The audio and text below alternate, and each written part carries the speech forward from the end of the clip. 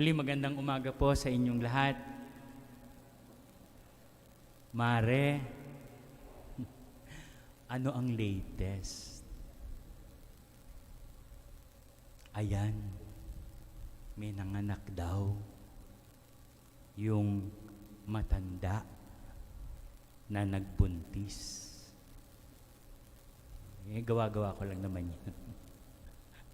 Sapagkat ang sinasabi sa Ebanghelyo natin ay may nanganak nga at ang mga nakarinig, nakaalam ng balitang ito ay nakigalak kay Elizabeth, nakigalak kay Zacarias na ama ng bata.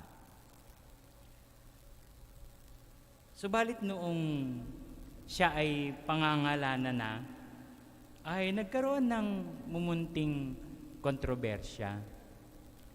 Sapagkat ang ipapangalan sa kanya ay hindi pangkaraniwang pangalan na nagmumula sa lahi, sa lipi ni Zacarias. Kung sa atin, siguro ang ipapangalan sa kanya ay Zacarias Jr. O kaya yung something that will mirror or tell us who is the father. Pwedeng Bar, di ba? Bar Zachariah. Dahil siya ay anak ni Zacarias. Parang si Bartimeo na anak ni Timeo. Subalit ang pinili nilang pangalan ay John. Nasa pakahulugan ay sinasabi rito na, it is a name called Yohanan, which means grace by God. And probably it reflects of what happened sa buhay ni Zacarias at saka ni Elizabeth. Pareho silang naglilingkod sa Diyos. Subalit, hindi sila nabiyayaan ng anak. At nung papangalanan nga nito, ayun, marami ang nagsabi na walang may ganyang pangalan. Saan ba hindi ba matatapos itong mga hindi pangkaraniwang pangyayari sa buhay ni John the Baptist, yung kanilang anak, and of course, yung si Zacarias at si Elizabeth. At dahil nga dito ay magtaka ang mga tao. At hindi lang yun, na pansin nyo na sinabi rin dito na yung nakapagsalita na yung kanyang tatay na noon ay napipi na bago pa iluwal si John the Baptist. At yun nga, dahil sa maraming ganitong pangyayari, ang mga tao ay nagtanong. Sabi nila, ano kayang mangyayari sa batang ito? Though they acknowledged that the hands of God was with him. Alam nila na may kinalaman ng Diyos sa kanyang pagsilang. And many of them, more likely, baka nga yung kanyang mga magulang, ay hindi na nakita kung ano ba ang nangyari sa buhay ni John the Baptist. O maaaring marami sa kanila ay hindi pa narinig o hindi natatandaan kung ano ang mga sinasabi ng propeta noong una. Siya ba yung sinasabi ni Malakay? O si John kaya ay ginawa out of the mold of Elijah as a prophet?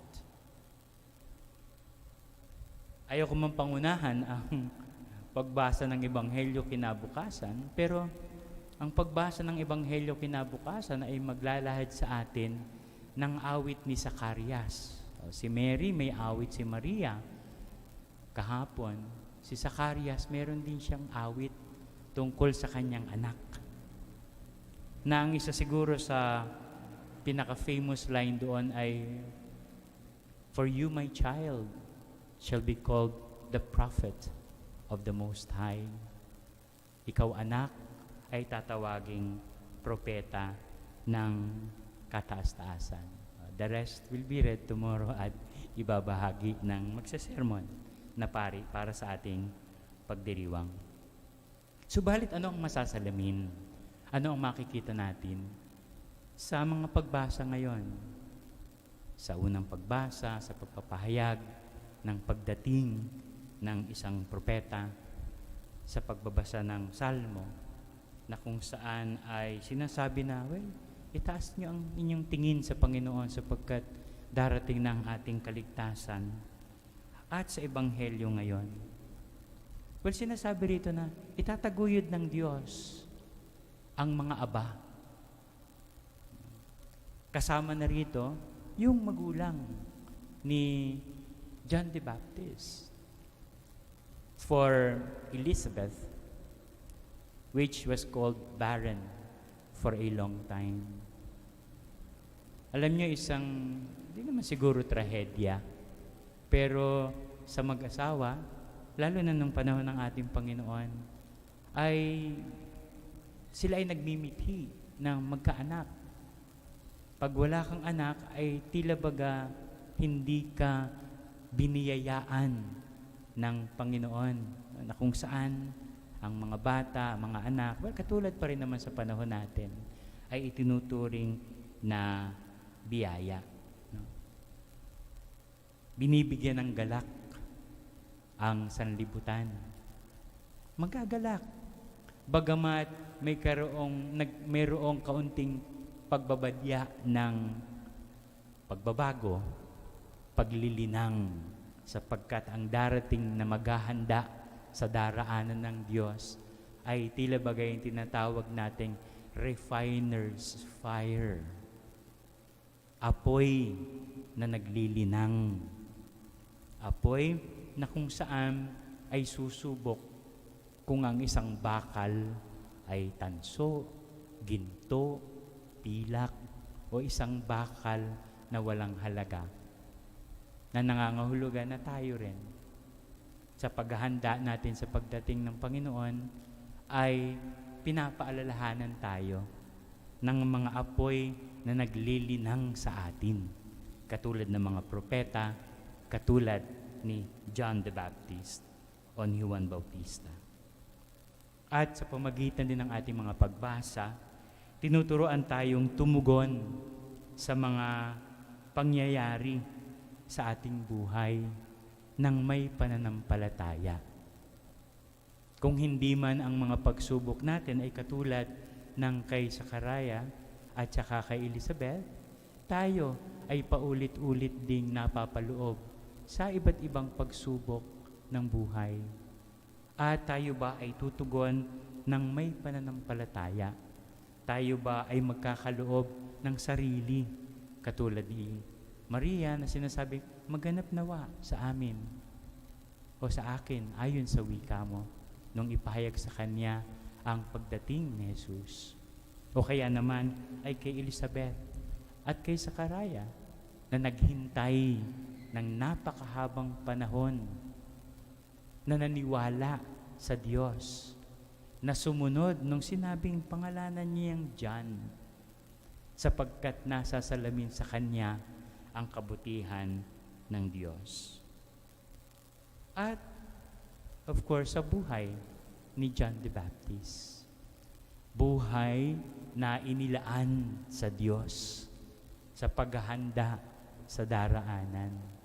At through John the Baptist, nasisilip natin.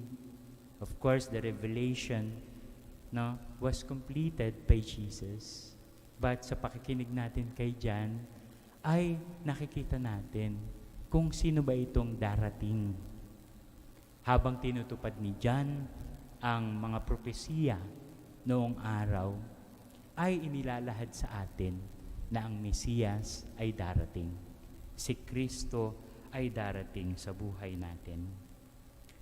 Kung nakikita natin that God is at work in Him, ito rin siguro ang maaari nating pagnilayan. That is God at work in us. Mas malimit siguro sa hindi, parang, Father, parang hindi. Kahit ang inyong lingkod, paminsan-minsan, ay nagkakaroon din ng mga yugto sa buhay na kung saan ay para bang mas nananaig ang kasamaan kaysa kabutihan. O kaya naman sa pag-uugali, minsan ay kinaiinisan ng iba. O, tayo ba ay ganun din? O ang buhay natin ay kasiya-siya sa kapwa?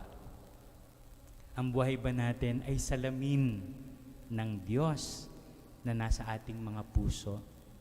Lalo na kung tayo gumaganap sa imbitasyon ng pagmamahal sa kapwa, imbitasyon sa pagtulong sa pangangailangan, at imbitasyon sa pagpapahayag ng salita ng Diyos. At kung ganon, sabihin natin, Lord, nawa sa pagsapit ng Kapaskuhan ay matutunan namin na magpasalamat sa iyong biyaya. The word John ay nagpapahayag ng iyong kabutihan. Nawa ay matuto kaming magpalalim ng pananampalataya. Sinasabi nga sa Catechism of the Catholic Church, no? By faith, man completely submits his intellect and his will to God. With his whole being, man gives assent to God, the Revealer. At ang pangatlo, nawa ay masalamin sa atin ang kabutihan na ipinahahayag ng Diyos. Sapagkat tayo man, sa mga mumunting paraan, ay kababanaagan din na ang Diyos, ang kamay ng Diyos ay nagtatrabaho sa ating buhay. Amen.